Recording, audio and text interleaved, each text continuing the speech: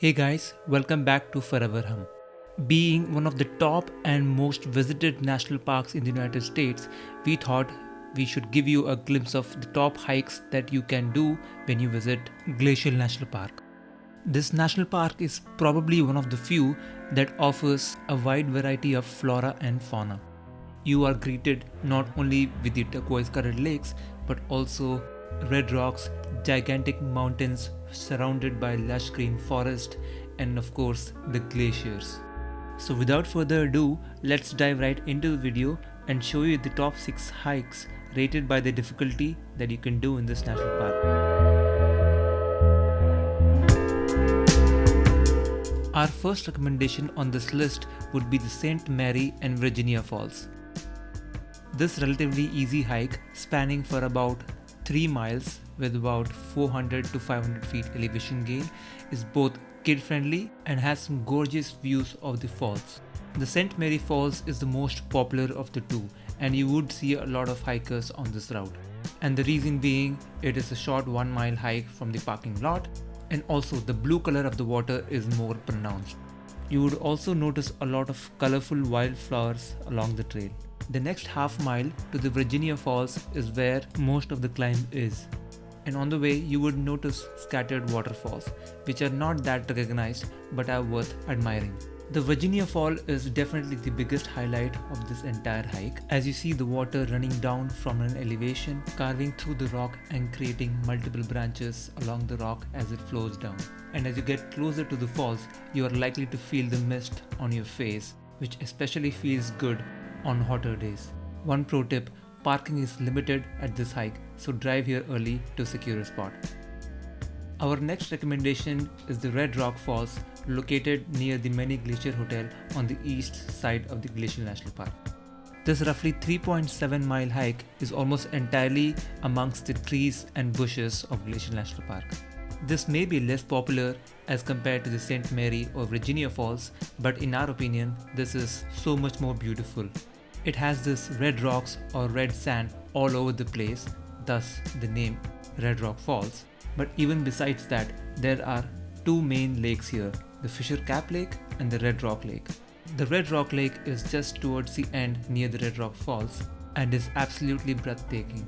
The water here is crystal clear, the mountains are perfectly arranged as a backdrop, and on a cloudy day this looks almost like a heaven.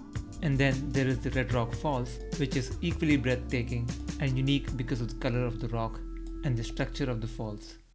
It is also worth noting that this hike is less popular, so it's less crowded, so if you are looking for seclusion, this may be the perfect hike for you. If you remember, I also mentioned about the Fisher Cap Lake, which is at the beginning of the hike.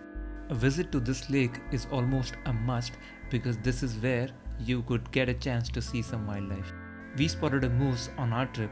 Who knows what you might see on yours. The next hike on the list is going to be the Hidden Lake Trail. This trail lies along the Going to the Sun road and starts off at the Logan Pass parking lot. This is roughly a 5-mile round trip hike and is very popular among hikers. And the reason being, one, this is an easy hike and the trailhead starts right at the visitor center, and two, this hike offers the best 360 views of the Glacier National Park. You're also likely to encounter colorful shrubs and bushes on the way. At the end of the hike, you get to stand on a wooden platform and admire the hidden lake. Since this is a bear-frequented area, don't forget to carry a bear spray with you. You are likely to spot much more animals, such as we did, like the marmot and bighorn sheep. Parking here is plenty, so you shouldn't have a hard time finding one. The next on the list is going to be the Avalanche Lake Trail. This hike starts near the famous Lake McDonald and runs for about 6 miles.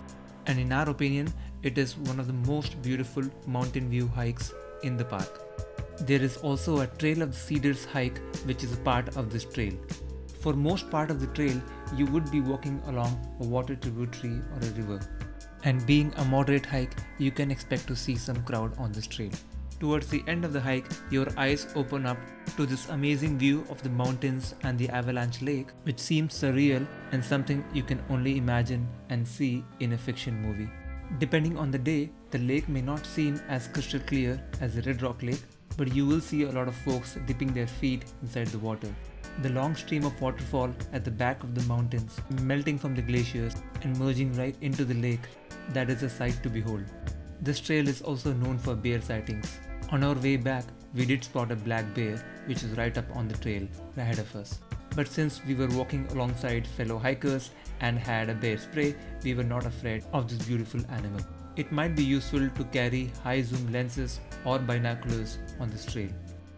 The next one is going to be the Cracker Lake. This hike may not be as popular as the Hidden Lake Trail or the Grinnell Lake Trail, which we will get to in a minute, but it is one of those trails that takes you down to the most turquoise colored lakes in the Glacier National Park. This is a relatively challenging hike and starts off at the Many Glacier Hotel. The hike spans for about 13 miles round trip with an elevation gain of roughly around 1800 feet. And since this is not as crowded, it is extremely important to carry a bear spray. This hike, in our opinion, gives you a glimpse of all the features the Glacier National Park has to offer. On this hike, you will see multiple streams of water flow, tall trees, and the Redrock Mountains that surround this beautiful lake. And when you get towards the end of the hike, you would realize why you should be putting this hike almost towards the top of your wish list. There is absolutely no way one can be disappointed after doing this hike.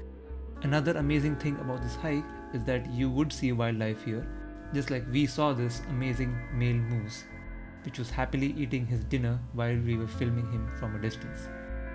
A side note, in the first 1 mile of the hike, you would see a lot of horse poop, and that's because this trail is also a path for horseback riding.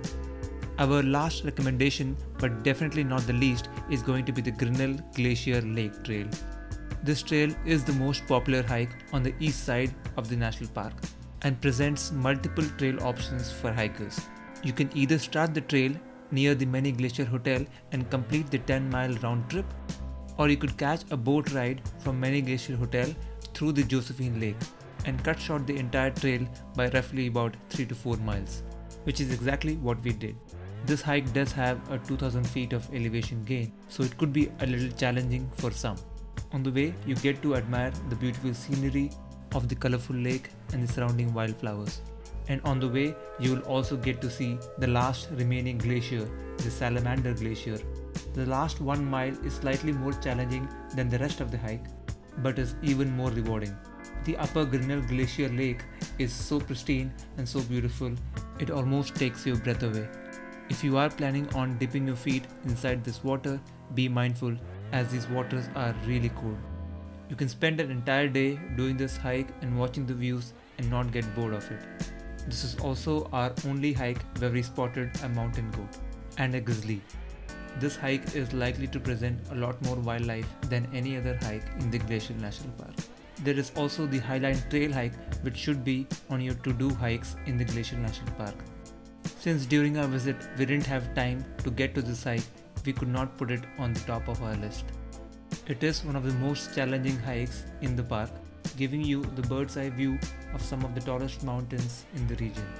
Another reason why you should put this hike in your to-do list is because it takes you along this narrow cliff with sharp drop-offs on your left side and a cable to keep you steady on the right. A part of this hike is also referred to as the Garden Wall Trail, and towards the end you would get an overlook of the Grinnell Glacier. So these were some of the hikes that we thought were worth sharing with you. Glacier National Park has many more such hikes that were not listed or mentioned in this video. But these 6 hikes primarily stand out because of its accessibility and ease of completion. We have detailed vlogs of each of these 6 hikes on our channel, so feel free to check them out. We will link them in the description below. If you like this video, please give it a thumbs up, subscribe to our channel if you haven't already, and we will see you in our next video.